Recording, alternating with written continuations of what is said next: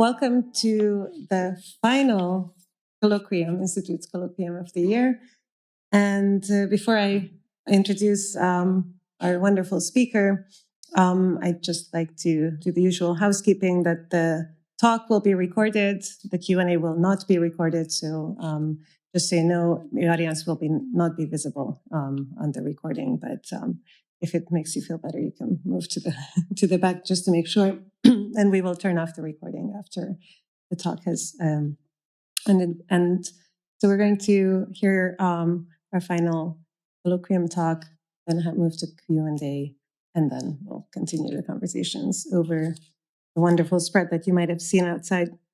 So my name is Dora Vargha. I'm the convener for this year's colloquium, and it's my great pleasure to introduce Vivette García-Deister, who's a professor of the Faculty of Sciences of the National Autonomous University of Mexico, UNAM, and holds the Hebe Vessuri Chair in Latin American Science, Technology, and Society. Her research focuses on the history of race science and the epistemologies of biomedical and forensic genetics. She assesses the impact of biomedical and forensic genetics, infrastructures, and practices on issues of racism, health, and justice in Mexico.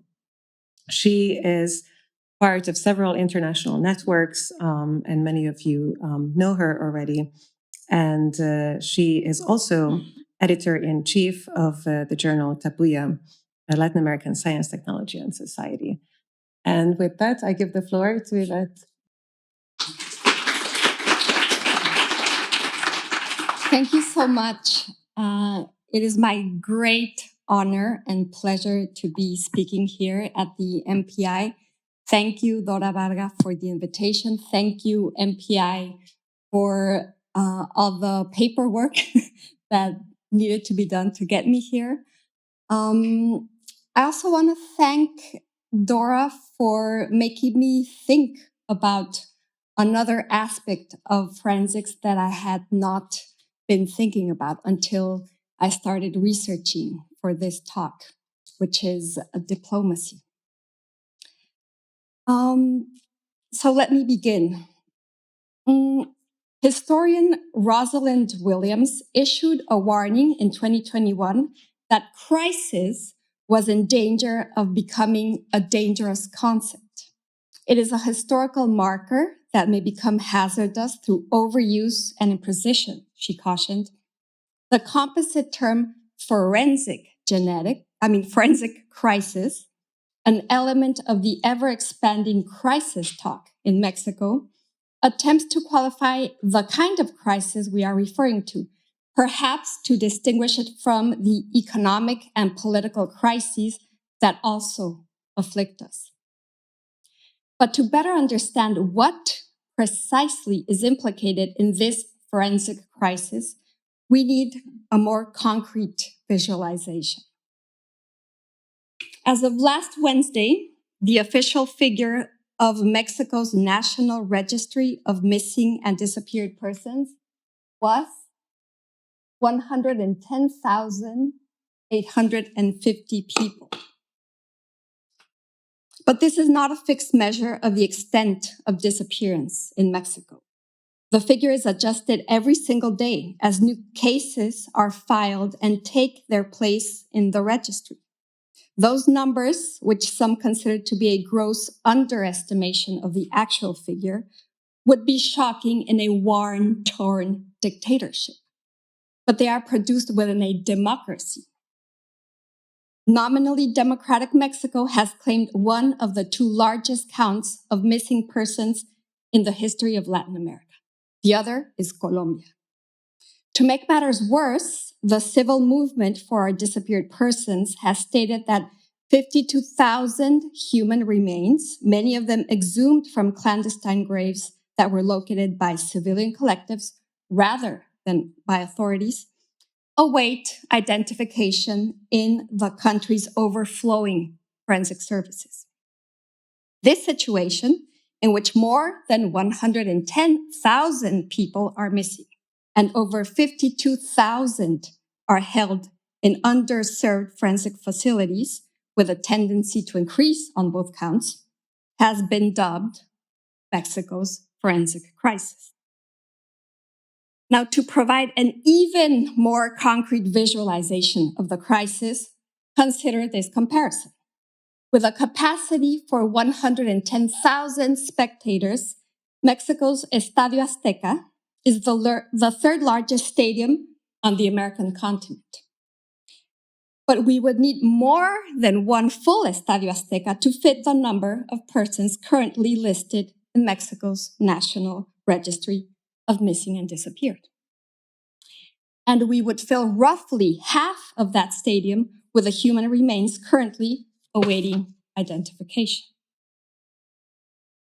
Although the problem is at least 2 decades old, authorities were late to recognize the crisis. In February 2019, one of the first official acts of Alejandro Encinas, Mexico's current Undersecretary of Human Rights, Population and Migration, was to acknowledge the existence of the forensic crisis. After referring to the country as a great clandestine grave, he admitted that the country's forensic apparatus lacked the capabilities to face the challenge of death and disappearance of these enormous proportions.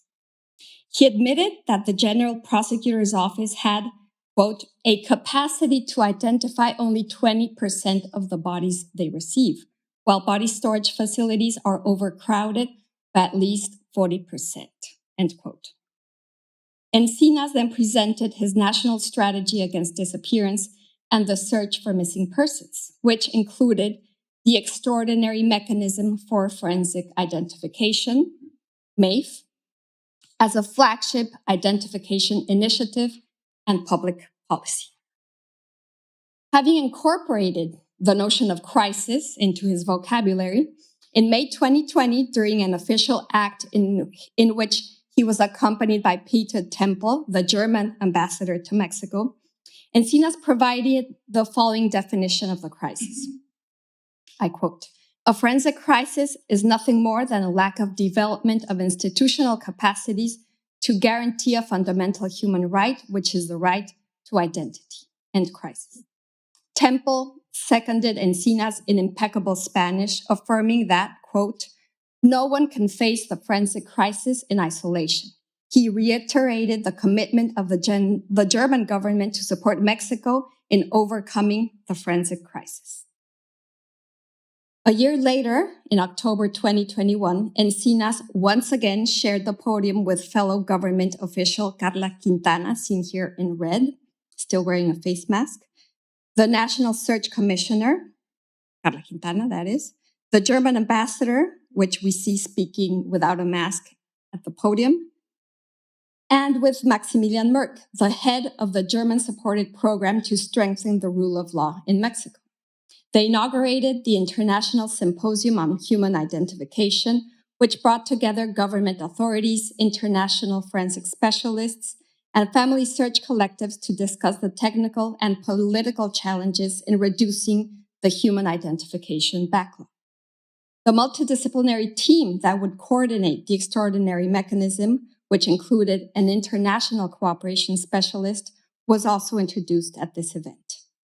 On that day, Alejandro Encinas emphasized once again the need for, quote, new institutional capacities to overcome the forensic crisis facing the country.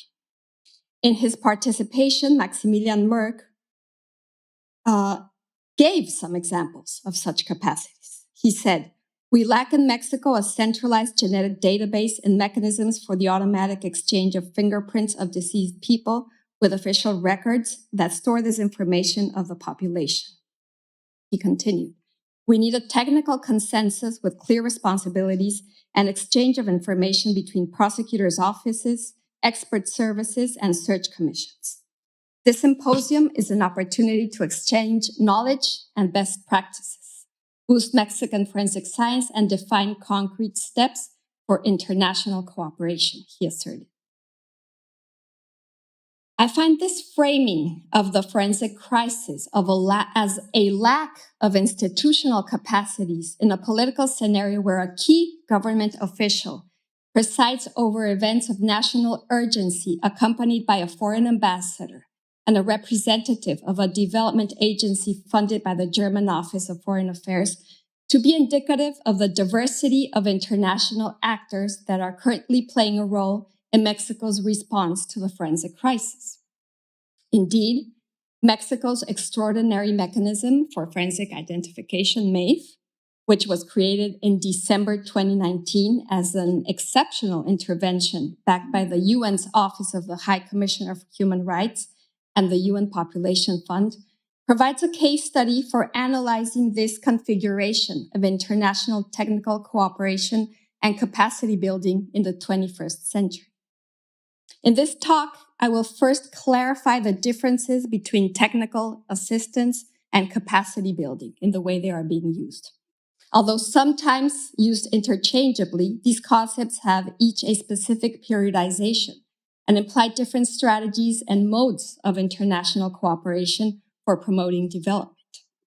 Then I present the extraordinary mechanism, MEIF. I analyze the composition and unraveling of its steering committee and the participation of international actors, especially those representing the UN Population Fund and the Deutsche Gesellschaft für internationale Zusammenarbeit, GEZ, in the mechanism's first year of existence. Based on documental analysis and interviews with key actors, I interrogate the need for and the nature of forensic technical assistance, capacity building, and international cooperation in Mexico's contemporary scenario. I conclude by characterizing a new crisis-driven form of international relations that I tentatively call forensic diplomacy. So technical assistance is a term coined, some say, by the US Department of State and the United Nations as part of a post-war policy for economic recovery and reconstruction. The term emphasized the need for international cooperation that offered capital investment and the transfer of technical and scientific knowledge from donor, which were deemed industrialized, to recipient or non-industrialized countries through training and education programs or technical assistance packages. According to the international development literature, technical assistance initially encompassed brief interventions that aimed at imparting technical expertise or conducting research in developing nations. Authors have critiqued this form of support as an ephemeral incursion that predominantly relied on donor priorities and lacked customization to use the specific needs, to suit the specific needs of the local context. Yet historians of science, some of which are sitting in this room, have examined technical assistance programs during the second half of the 20th century and found that countries in Asia, Africa, Eastern and Southern Europe, and Latin America were much more active in the production and adaptation of scientific knowledge and practices than their configuration as recipient countries led to believe. The rise of world-class forensic expertise in post-dictatorship Argentina and Guatemala, which relied on foreign support through the American Association for the Advancement of Science in the case of Argentina, or the US Department of State in the case of Guatemala, also provides a more nuanced understanding of technical assistance during the late 20th and early 21st centuries. The Latin American Initiative for Identification of the Disappeared, LIID, is a scientific initiative that seeks to use DNA technologies to identify the missing persons of Argentina, Peru, and Guatemala. In 1998, the US Congress approved a new funding infrastructure within the Department of State. They called it the Human Rights Democracy Fund. This fund was described as venture capital for democracy and promoted an explicit model of democratization that emphasized investment in high-risk projects with high dividend potential. In 2008, the Democracy Fund financed the LIID with the goal of equipping non-governmental organizations in Latin America with forensic laboratories. This would significantly increase the identification of the remains of politically disappeared persons in Latin America. And they were thinking mostly of post-dictatorship Central and Southern America. The program gained widespread support within the US State Department as it appealed to the interests of those promoting respect for human rights and those concerned with security and criminal justice. The development of laboratories and the training of experts would generate conditions for accountability and justice in these three Latin American countries, and would also favor forensic science and criminal control capabilities in the future. The Guatemalan Forensic Anthropology Foundation, FAFG, was one of the sites that benefited from this initiative and has become a key player in human identification efforts in the region. And as we will see later, is also a key player in Mexico's forensic crisis. In the 1990s, there was a shift away from technical assistance toward capacity building in international development. This new concept emphasized broad-based gains in capacity. So what they called broad-based gains, rather than the creation of a few islands of excellence within a few institutions in recipient countries, and advocated for sustainable long-term interventions attuned to the local needs with the participation of domestic governments. So the concept of capacity building was conceived as the process of strengthening the skills and capabilities of individuals and groups, as well as the capacity of organizations to effectively carry out coordinated efforts towards achieving specific objectives. Support for Latin American forensic science was thus managed under a renewed scheme of technical assistance, more in line with capacity building and quality control, and one that has occupied a central place in the development agenda of the US Department of State since the terrorist events of September 11, 2001. Laboratories have been set up not only in Guatemala, but also in Nepal, Cyprus, and Libya. The LID, which was set in motion in 2007, is one of many initiatives that link technology, democracy, and development with the objective of generating alliances between the United States as donor country and its partner, no longer recipient. So there are now, the relationship is framed in terms of partner countries instead of donor and recipient countries, under the umbrella of security, which is an important strategic resource in the framework of the war on drugs and the global war on terrorism, in which also Mexico participates. But the construction of laboratories in Latin American countries should not be understood simply as an interventionist mechanism to strengthen US security and hegemony. This interpretation invokes unidirectional models of development and modernization through top-down scientific and technological transfer that end up reinforcing the view of Latin America as a passive recipient of US aid or as a testing ground for US security projects. Forensic science partly emerged in post-dictatorship Latin America as an articulation of humanitarian aid and US development policies, but it was born from local necessities, scientific agency, and political will. It has produced exceptional knowledge that is highly recognized and disseminated across Latin America as more established forensic anthropology teams train emerging ones and around the world. In fact, highly skilled forensic anthropology teams such as Argentina's EAF take part in some of the recently identified new trends in technical assistance, such as South-South cooperation or triangular cooperation that involves multilateral agencies, as EAF and the Guatemalan Foundation team up with the International Committee of the Red Cross and the United Nations to train forensic teams in Asia and Africa, for example. In other words, the 20th century notion of technical assistance has been operationalized in the realm of forensics as a form of specialized international cooperation aimed at building capacities, promoting reforms driven by local actors, and enabling partners to produce knowledge independently. Yet the notion of technical assistance has not been entirely dismissed. The activities of the UN Population Fund, geared at providing targeted support to an organization with a development need or problem, follow a set of technical assistance policies.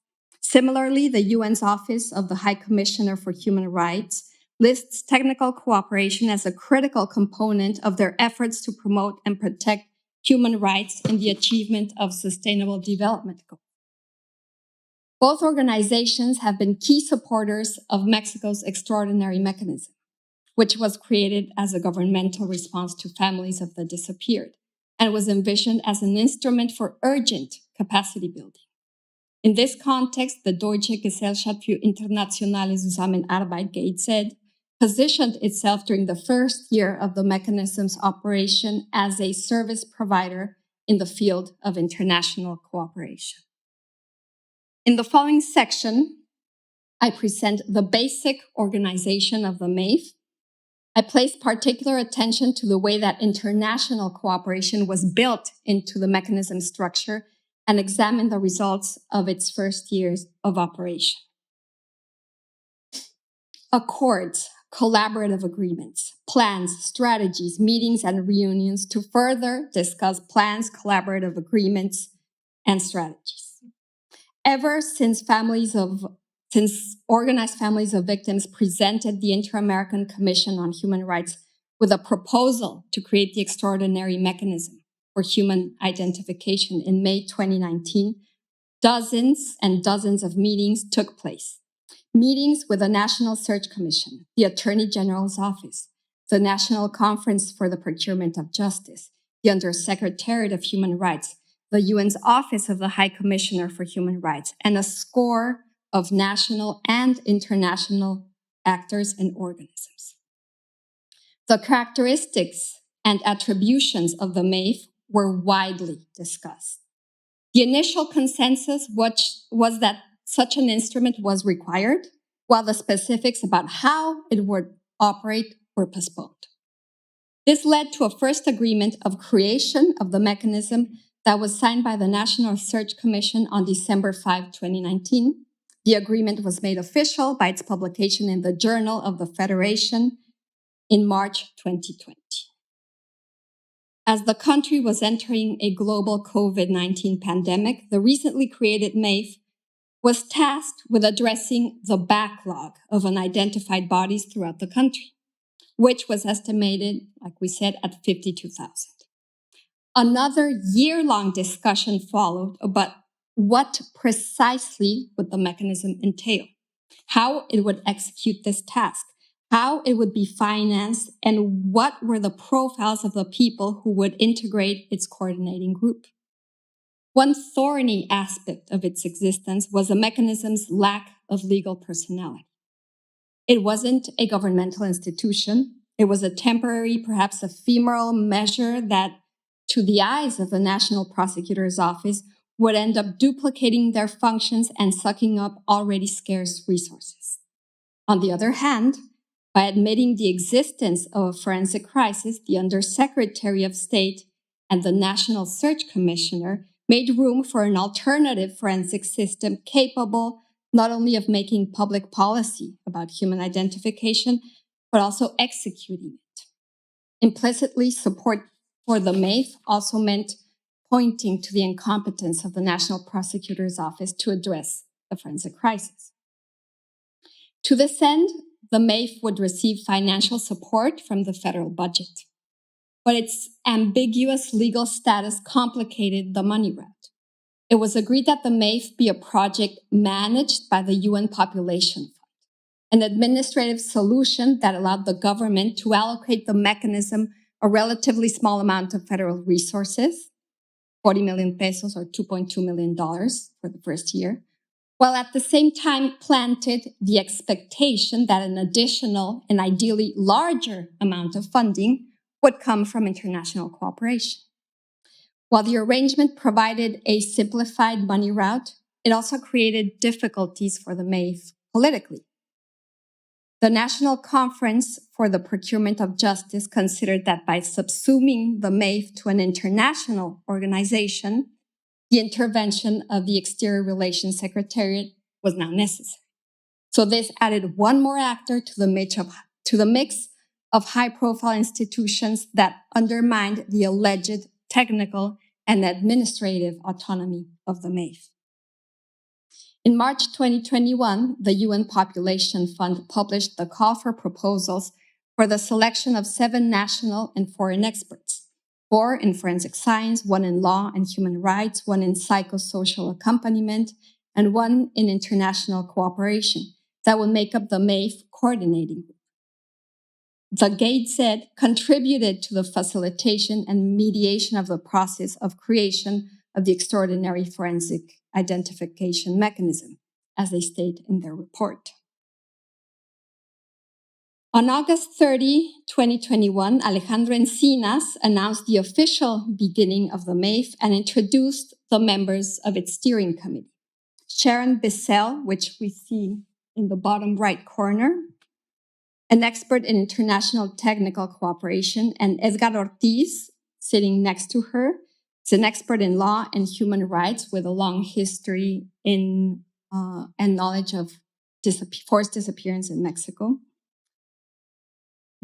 They were among those that the press called the Fantastic Seven, and whom I had the opportunity to interview.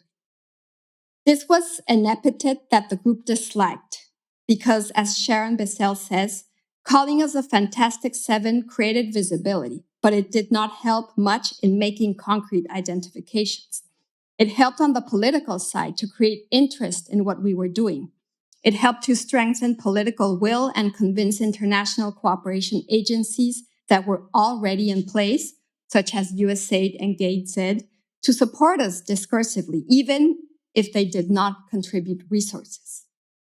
For Edgar Ortiz, the problem with the Fantastic Seven moniker was that it created unfounded expectations that a group of 7 people who were barely getting to know each other and had not yet devised a work strategy would produce their first identifications within a couple of months.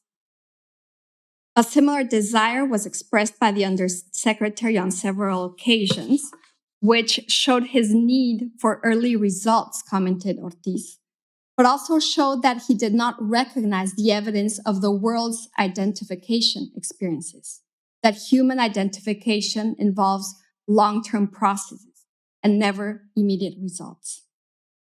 The MEIF's first year of work was dedicated to designing a viable strategy to attend to the straggled remains that are in refrigerators, containers, mass graves in cemeteries, and in clandestine graves across the Mexican territory. The National Search Commission and the local prosecuting offices were key interlocutors during this time, but so were international cooperation agencies and foreign embassies in Mexico. Sharon Bisell identified northern agencies and governments that were implementing projects on peace building, human rights, and strengthening of the rule of law in Mexico. My job was to create a conversation, identify a common problem, and articulate it to align our interests. For example, I would articulate how human identification in Mexico was part of the agenda of peace building, she declared. Although there was a lot of interest in the MEIF, this interest hardly translated into funding, she said. Up until December 2022, when Sharon Bisell left the mechanism, all of its resources, she said, came from the Mexican federal government. As part of the mechanism's strategic plan, the foundations were laid for an interinstitutional ecosystem in human identification, or at least that was the desiderato, where the MEIF would be part of a series of public policies that were to be articulated in a coordinated manner for local, regional, and national advancement in forensics. This led the mechanism to link up with other actors in human identification, such as the International Committee of the Red Cross. MEIF and the Red Cross held a series of meetings where they exchanged ideas about human identification challenges and opportunities that they identified in the country. In February and March 2022, MEIF also held virtual sessions with members of the Argentine anthropology team. They also promoted collaboration strategies with the Forensic Science Institute of the state and Jalisco. On 2 occasions, they held meetings with the Guatemalan and Foundation. They also planned identification projects in conjunction with a bunch of actors like the National Search Commission, the states of Coahuila, Jalisco, Sinaloa, Guerrero, and Nayarit. As a result of these meetings, possibilities for collaboration were identified, such as processing for skeletal and reference generic samples in the Foundation's laboratories in Guatemala, as well as coordinating for forensic work and data sharing. The MEIF's initial proposal was to intervene in places that had not yet benefited from international technical assistance. So they created a list of priorities based on need. But the National Search Commission instructed them to begin operating in the state of San Luis Potosí, which we see here in red on the map, in early 2022. They instructed them to work there because, according to the eager to produce results authorities, a Center for Human Identification was already in place. When the coordinating group arrived in San Luis Potosí, they found that the announced center was, in fact, a small genetics laboratory with inadequate facilities and a shortage of specialized and sufficient personnel. Still, they resolved to work with the local prosecutor's office and channel resources to hire forensic specialists and create systems for the handling of samples and human remains. But the first identifications, as Cortés said during the interview, would take time to materialize. While the MEIF was struggling politically and financially to produce concrete results, a 2022 legal reform approved the creation of a new National Center for Human Identification. For Edgar Cortés, on paper, the MEIF and this new national center had identical tasks and responsibilities. But there was a key difference. The center would be a governmental institution with legal personality and tangible facilities. This endowed it with a concreteness and longevity that the MEIF never enjoyed. Carla Quintana, the National Search Commissioner, assured during a press conference that the center, quote, will have its own building, all the equipment, everything that implies having a building of this nature with a functioning scientific focus, and international cooperation is also added. In addition to this, we are already requesting a larger budget for next year for the National Search Commission in general, and an important part of this will be directed to the National Center, she said.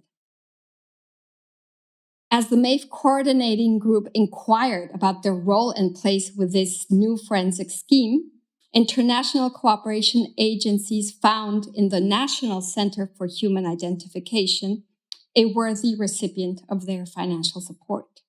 USAID and Germany via GATE-Z renewed their interest in providing financial in addition to political discursive support. Such reinvigoration of international cooperation also influenced the federal government's money expenditure. In June 2022, we signed a collaborative agreement with the state of Tamaulipas, writes Edgar Cortés. But when the coordinating group was making strides on a concrete work plan, the National Search Commission determined that the MEIF would not intervene in that entity. In hindsight, the reason was that GATE-Z was already providing support for training, exhumation, and identification through the German Academic Exchange Service, and in coordination with the Guatemalan Forensic Anthropology Foundation. They also implemented a fingerprint digitalization service for human remains that sought coincidences with a fingerprint database of the National Electoral Institute. If the possibility of obtaining immediate results was high, these wins would be attributed to the National Center for Human Identification rather than to the MEIF, sentenced Edgar Cortés. This decision coincided with the end of the GATE-Z project, but German cooperation and assistance did not come to a halt. It is now funded directly to the UN Population Fund. Maximilian Merck, who once led the extinct GATE-Z initiative, is now program coordinator for human identification at the UN Population Fund. All of these efforts are welcome, says Cortés, but the great absence is a work plan that articulates all these different entities, the MEIF, the national and regional centers, with the international organisms, and German cooperation, he said during interview. Although the MEIF has not yet disappeared, its coordinating group has been reduced to one person, a Colombian forensic specialist who was among the group's original 7 members. For Edgar Cortés, who left the MEIF last October, in the current forensic landscape, I quote, "The MEIF is a mere appendage to the politics of human identification." A naturalized Mexican citizen, Sharon Bisell, is currently an independent consultant who divides her time between Mexico City and Washington. She considers the 1 year and 5 months that she spent working as an international cooperation specialist with the MEIF as a time of great expectation. "I was very excited to be involved in something of this size and scope," she said.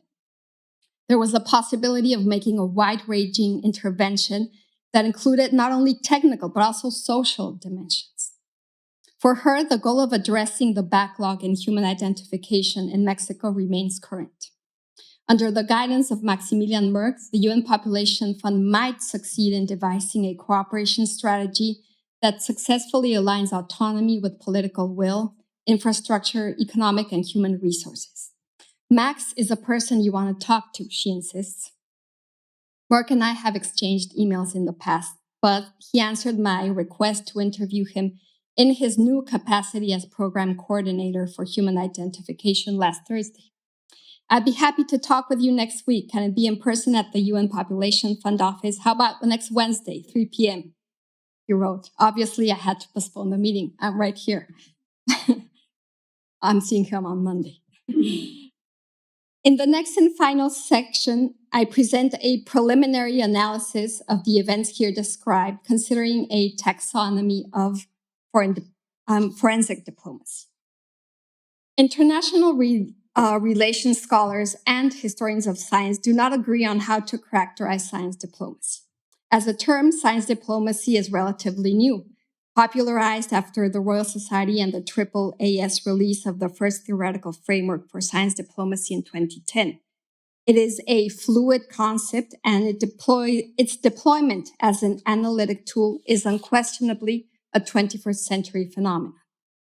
Pierre Bruno Ruffini considers science diplomacy to be an essential tool to tackle global challenges that have a scientific dimension, do not respect national borders, and no country can solve alone.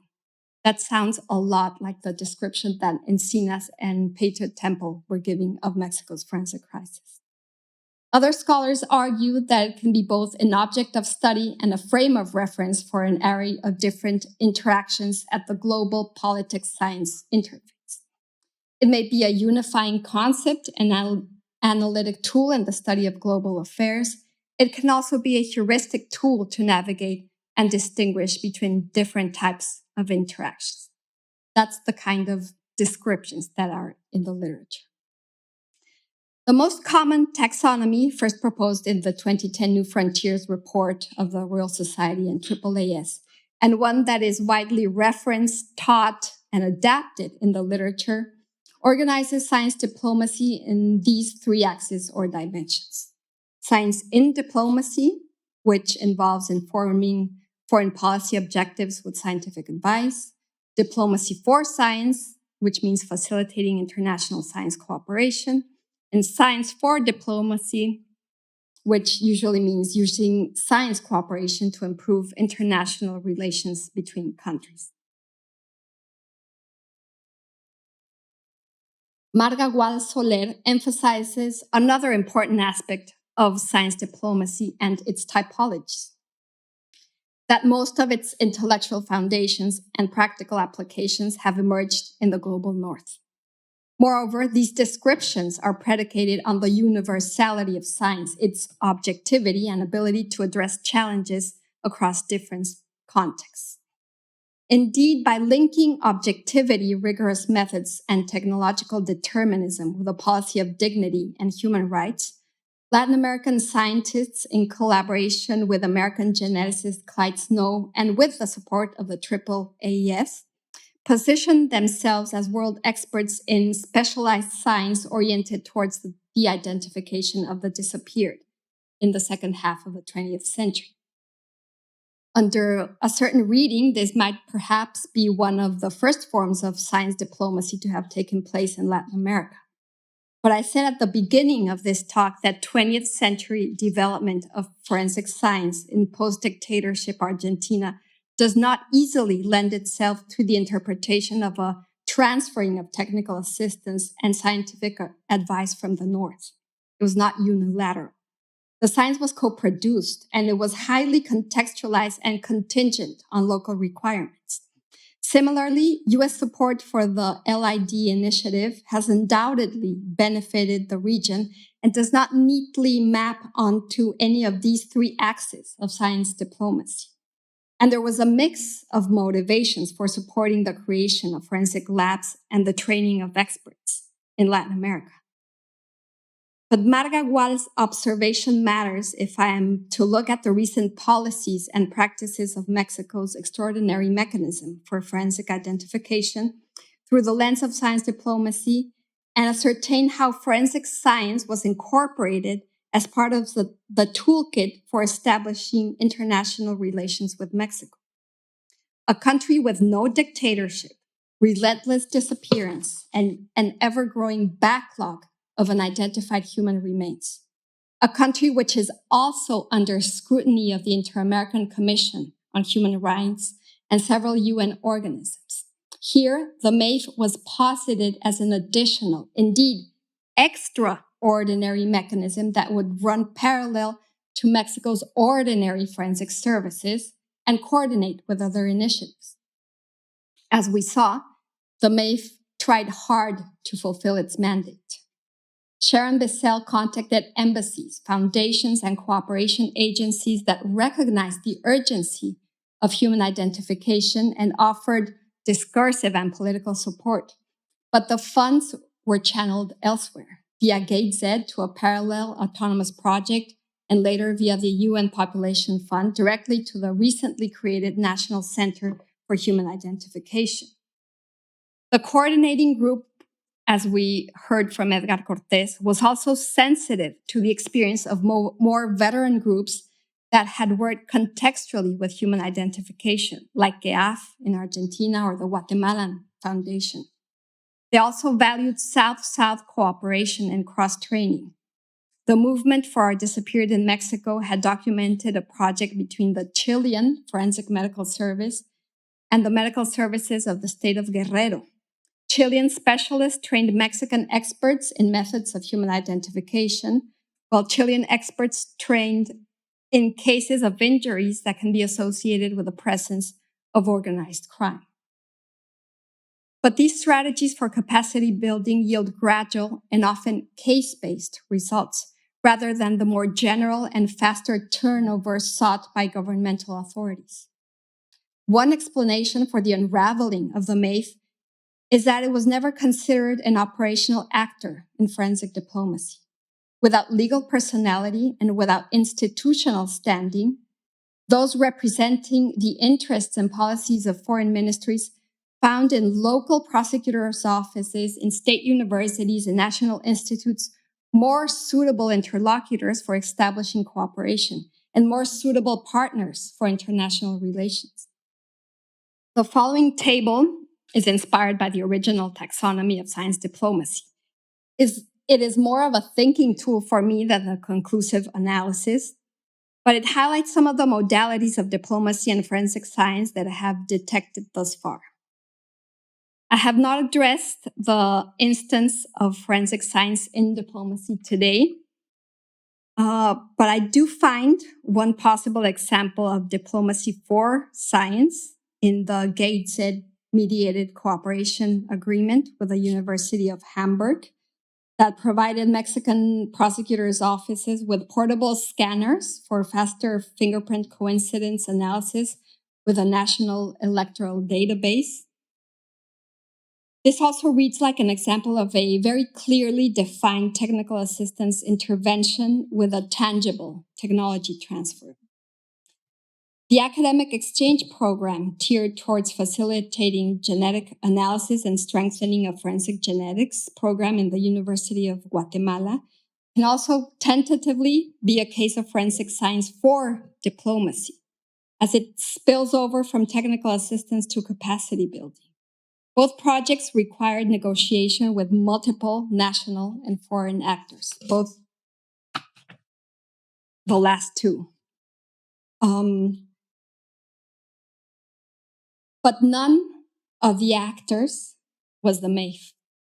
So there's really an absence of the MEIF as an interlocutor in these projects. Both projects offered what GZ referred to as customized solutions to complex problems. That is, actionable support with immediate application. Digital fingerprint scanners, third-party processing of 1,000 genetic samples, or innovative techniques such as hydrogen peroxide hydration and infrared photography to visualize tattoos in cadaveric bodies. It also became one of the elements or tools for human identification. GZ claims to have helped to double the number of identifications in the border state of Tamaulipas after only 1 month of cooperation. Compared to the MEIF's work plan, as well as other long-term academic cooperation projects that I was briefly involved in, these offerings better aligned with Mexican authorities' preference for urgent and internationally funded solutions. In sum, I consider forensic diplomacy to be a new crisis-driven form of international cooperation predicated on delivering fast, actionable support with immediate application in human identification.